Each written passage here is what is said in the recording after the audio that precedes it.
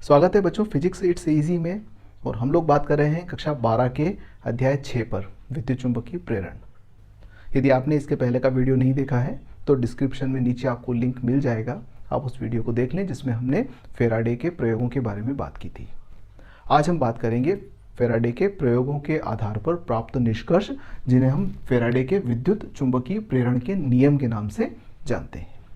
तो फेराडे के विद्युत चुंबकीय प्रेरण के नियम पढ़ें उसके पहले हम चुंबकीय फ्लक्स के बारे में थोड़ा और जानकारी प्राप्त कर लेते हैं। वैसे चुंबकीय फ्लक्स के बारे में हमने अध्याय 4 में और अध्याय 5 में बात की है। हम इस बात को यहाँ पर संक्षिप्त में करेंगे। तो आप देखिए कि विद्युत चुंबकीय फ्लक्स क्या होता है, चुंबकीय फ्लक्स क्या होता है। तो चुंबकीय फ्लक्स के बारे में हम कह सकते हैं कि किसी क्षेत्रफल से लंबवत गुजरने वाली बल रेखाओं की संख्या को चुंबकीय फ्लक्स कहते हैं। जैसे कल्पना कीजिए कि ये एक समान चुंबकीय क्षेत्र है, चुंबकीय क्षेत्र रेखाएं दर्शाई गई हैं और इस क्षेत्र में एक क्षेत्रफल ये स्थित है। माना कि इसका क्षेत्रफल a है, चुंबकीय क्षेत्र की तीव्रता का मान b है। क्षेत्र सदिश a हम इस दिशा में व्यक्त कर देते हैं और चुंबकीय क्षेत्र की दिशा को तीर के निशान के माध्यम से इस प्रकार से व्यक्त किया जा सकता है। तो ये वाला जो तीर है ये b को प्रकट करता है और ये वाला तीर क्षेत्र सदिश को प्रकट करता है। तो गणितीय रूप में यदि चुंबकीय फ्लक्स की परिभाषा दी जाए तो हम लिखते हैं कि फाई b बराबर b डॉट a या a डॉट b, इसमें कुछ भी लिखा जा सकता है। तो चुंबकीय फ्लक्स चुंबकीय क्षेत्र की तीव्रता और क्षेत्र सदिश के अदिश गुणनफल के बराबर होता है, यानी कि फाई b बराबर बी ए कॉस थीटा से व्यक्त करते हैं। यह चुंबकीय फ्लक्स के बारे में है। यदि चुंबकीय फ्लक्स के मात्रक की बात करें तो इसका एसआई पद्धति में मात्रक होता है वेबर,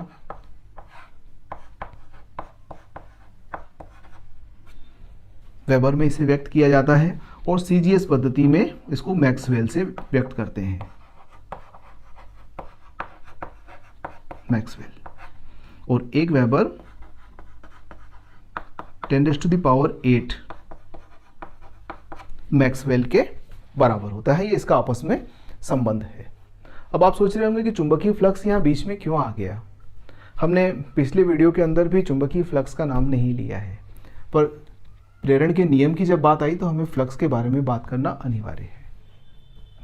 यदि हम गौर से देखें तो फैराडे के जो पिछले जितने भी प्रयोग थे उन प्रयोगों का संबंध चुंबकीय फ्लक्स से है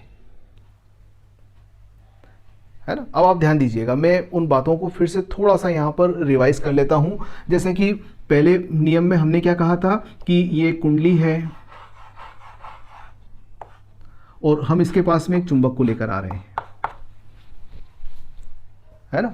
जब चुंबक कुंडली के पास आएगा तो चुंबकीय क्षेत्र की तीव्रता का मान बढ़ेगा तो फ्लक्स का मान बढ़ेगा, ठीक। जब चुंबक दूर जाएगा तो चुंबकीय क्षेत्र की तीव्रता का मान घटेगा तो फ्लक्स का मान घटेगा। क्लियर। चाहे चुंबक का उत्तरी ध्रुव आए चाहे दक्षिण ध्रुव आए, कोई फर्क नहीं पड़ने वाला। चाहे कुंडली चुंबक के पास में आए चाहे कुंडली चुंबक से दूर जाए, इस कुंडली से संबंधित चुंबकीय फ्लक्स का मान बदलेगा। पहली बात क्लियर हो गई। दूसरा, हमने ये कहा था कि ये कुंडली है और एक कुंडली हमने इसके पास रखी है और इस कुंडली के अंदर हम धारा प्रवाहित कर रहे हैं। तो जब धारा का मान 0 है तो इसके द्वारा यहां पर उत्पन्न चुंबकीय क्षेत्र भी 0 है। तो 0 चुंबकीय क्षेत्र होने से फ्लक्स का मान 0 है, ठीक। जब धारा नियत बह रही है यानी कि स्थिर धारा बह रही है तो यहाँ पर उत्पन्न होने वाला चुंबकीय क्षेत्र भी नियत है। तो चुंबकीय क्षेत्र नियत है, क्षेत्रफल नियत है, तो चुंबकीय फ्लक्स भी नियत है ना। अब ध्यान दीजिएगा कि जब धारा का मान परिवर्तित हो रहा है तो यहाँ पर चुंबकीय क्षेत्र का मान भी परिवर्तित हो रहा है और चुंबकीय फ्लक्स का मान भी परिवर्तित हो रहा है। क्लियर हुआ। चुंबक पास में आ रहा है तो चुंबकीय फ्लक्स परिवर्तित हो रहा है, धारा का मान परिवर्तित हो रहा है तो चुंबकीय फ्लक्स का मान परिवर्तित हो रहा है, ठीक। तो ये बात क्लियर हो गई। अब यहां पर यदि हम धारा स्थिर रखकर कुंडलियों में गति करवाएं तब फिर देखिए चुंबकीय क्षेत्र बदल रहा है, पास में आएगी दूर जाएगी तो बी का मान बदलेगा, फाई का मान बदल जाएगा, है ना। फिर एक बात और मैंने की थी कि ये हमारा चुंबक है और ये हमारी कुंडली है। ध्यान दीजिएगा, ये चुंबक स्थिर है, कुंडली भी स्थिर है, पर हम कुंडली को ऐसे घुमा रहे हैं अक्ष से। तो जब कुंडली ऐसे है तो चुंबकीय फ्लक्स, इस चुंबक से निकलने वाली बल रेखाएं जो है इस पूरी कुंडली में से होकर प्रवाहित हो रही हैं। और जब कुंडली ऐसे हो गई तो आप बताइए कि अब चुंबकीय बल रेखाएं इस कुंडली में से गुजरेंगी क्या? बिल्कुल नहीं गुजरेंगी। तो इस स्थिति में चुंबकीय फ्लक्स का मान अधिकतम है, फिर घटना शुरू हुआ, फिर शून्य हो गया, फिर बढ़ना शुरू हुआ, अधिकतम हो गया, फिर वापस घटकर शून्य हो गया। यानी कि ये कुंडली जब ऐसे ऐसे घूमेगी इस अक्ष पर, तो उस स्थिति में क्या होगा? चुंबकीय फ्लक्स लगातार बदलेगा, क्योंकि ये कोण बदल रहा है। तो जितनी भी बात हमने की थी उन सब का संबंध किससे होता है? चुंबकीय फ्लक्स के साथ होता है। मतलब हो ना हो, विद्युत चुंबकीय प्रेरण की घटना में चुंबकीय फ्लक्स का महत्वपूर्ण रोल है। यदि चुंबकीय फ्लक्स में परिवर्तन होता है तो प्रेरित धारा उत्पन्न होती है, चुंबकीय फ्लक्स में परिवर्तन नहीं होता है तो प्रेरित धारा भी उत्पन्न नहीं होती है। तो फैराडे ने अपने दो नियम दिए, जिन्हें हम फैराडे के विद्युत चुंबकीय प्रेरण के नियम के नाम से जानते हैं। तो पहला नियम हमारा हम पढ़ लेते हैं। वो नियम कहता है, जब कभी किसी बंद परिपथ से संबंधित चुंबकीय फ्लक्स में परिवर्तन किया जाता है तो उस परिपथ में प्रेरित विद्युत वाहक बल उत्पन्न होता है तथा उत्पन्न होने वाले प्रेरित विद्युत वाहक बल का अस्तित्व तभी तक रहता है जब तक कि चुंबकीय फ्लक्स में परिवर्तन होता है। तो आई थिंक क्लियर हो गया होगा कि चुंबकीय फ्लक्स में जब तक परिवर्तन होगा तब तक प्रेरित विद्युत वाहक बल उत्पन्न होगा। जब चुंबकीय फ्लक्स में परिवर्तन होना बंद हो जाएगा तो प्रेरित विद्युत वाहक बल का मान भी शून्य हो जाएगा। और विद्युत धारा में हमने पढ़ा है कि विद्युत धारा विद्युत वाहक बल के कारण से उत्पन्न होती है। तो विद्युत वाहक बल का अस्तित्व पहले उत्पन्न होगा, यह पहले अस्तित्व में आएगा। उसके कारण से यदि परिपथ बंद है तो विद्युत धारा उत्पन्न हो जाएगी, पर यदि परिपथ बंद नहीं है तो प्रेरित विद्युत वाहक बल उत्पन्न होगा। तो इनका पहला नियम कहलाता है। दूसरा नियम, उत्पन्न होने वाले प्रेरित विद्युत वाहक बल का मान चुंबकीय फ्लक्स में परिवर्तन की दर के समानुपाती होता है।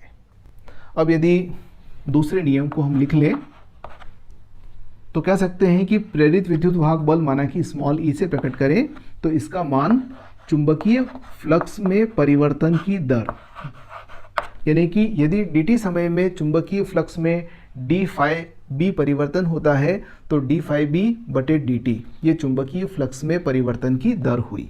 तो उत्पन्न होने वाला प्रेरित विद्युत वाहक बल चुंबकीय फ्लक्स में परिवर्तन की दर के समानुपाती होता है। यहाँ पर यदि हम समानुपाती निशान को हटा दें तो माइनस चिन्ह के साथ में हम लिख देते हैं d phi b बटे dt। समानुपाती नियतांक का मान ऋण 1 है। अब इस माइनस चिन्ह का क्या सिग्निफिकेंस है? तो ये माइनस चिन्ह बताता है कि उत्पन्न होने वाला प्रेरित विद्युत वाहक बल सदैव परिवर्तन का विरोध करता है। ये जो परिवर्तन हो रहा है ना, चुंबकीय फ्लक्स यदि बढ़ रहा है तो बढ़ने का विरोध करेगा, चुंबकीय फ्लक्स में यदि कमी हो रही है समय के साथ तो कमी का विरोध करेगा। तो ये सीधा सीधा दिशा को व्यक्त करने के लिए हमने माइनस चिन्ह का उपयोग किया है। तो ये फैराडे के विद्युत चुंबकीय प्रेरण का दूसरा नियम है, जिसकी सहायता से हम मात्रा निकाल सकते हैं कि कितना प्रेरित विद्युत वाहक बल उत्पन्न होगा। और पहला नियम बताता है कि प्रेरित विद्युत वाहक बल कब उत्पन्न होगा। तो ये दोनों नियम फैराडे के विद्युत चुंबकीय प्रेरण के नियम कहलाते हैं। अब प्रेरित विद्युत वाहक बल की दिशा क्या होगी? तो इसके लिए हमारे पास में फ्लेमिंग के दाएं हाथ का नियम है। एक हमने फ्लेमिंग के बाएं हाथ का नियम भी पढ़ा है।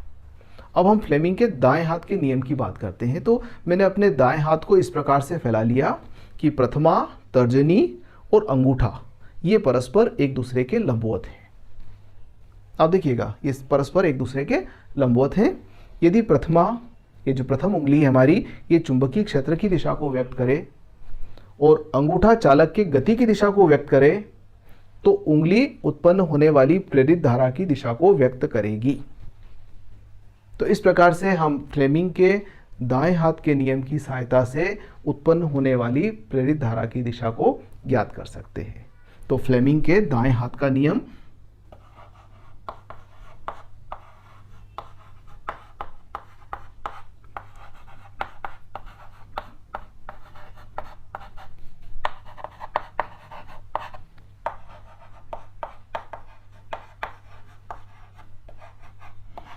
उपयोग कर उत्पन्न होने वाली प्रेरित विद्युत धारा की दिशा को ज्ञात किया जा सकता है।